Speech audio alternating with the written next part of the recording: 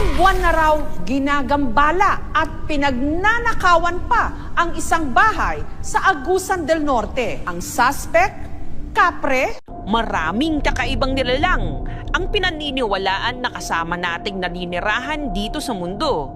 Isa na dito ang kapre. Sa Pilipinas, marami ang naniniwala sa mga kapre at kung ilalarawan daw ito ng mga nakakakita, ang mga nilalang daw na ito ay mayaharin tulad sa matatangkad na tao. Pero mabuhok ang kanilang buong katawan at madalas ay may masangsang na amoy. Madalas din silang makita sa itaas ng puno at kapag may naaamoy kang sigarilyo ay malamang may kapre sa paligid mo.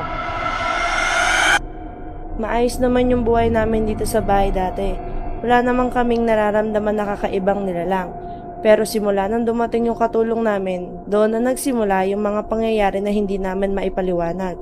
Tuwing sasapit yung gabi, lagi na lang may nang babato sa bahay namin. O di kaya may gagawa ng ingay.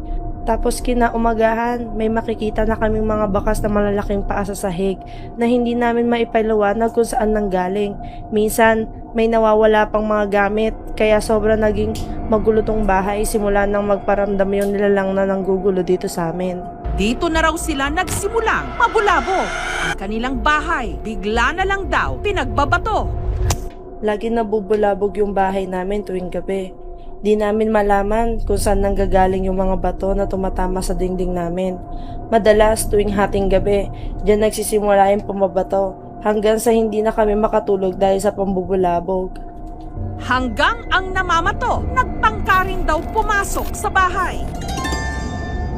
Isang beses nagising ako dahil sa lakas ng katok sa pinto.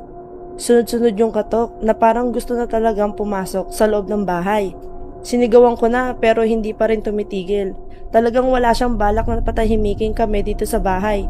Yung katok niya parang gusto nang wasakin yung pinto namin. Pero pag sisilipin ko naman sa bintana, wala naman ako nakikitang kahit ano. Hanggang ang kanilang kasambahay may ibinunyag. Nakikita raw niya ang nanggugulo sa kanilang bahay. Nakikita ko yung nambabato lagi dito sa bahay. Hindi yung tao, dahil isa yung kapri. Ring gabi, lagi niya akong dinadalaw dahil gusto daw niya akong isama sa lugar nila. Pero hindi ako pumayag dahil gusto daw niya akong maging asawa. Nahihiya na ako kalamam kasi alam kong ako yung dahilan kung bakit nanggugulo yung kapre dito sa bahay nila. Samantala, si Mercy may mahalagang desisyon. Masakit man sa akin yung desisyon pero kailangan kong gawin. Upang matahimik na tong bahay namin, yung katulong lang naman namin yung kailangan ng kapre. Kaya para matapos na tong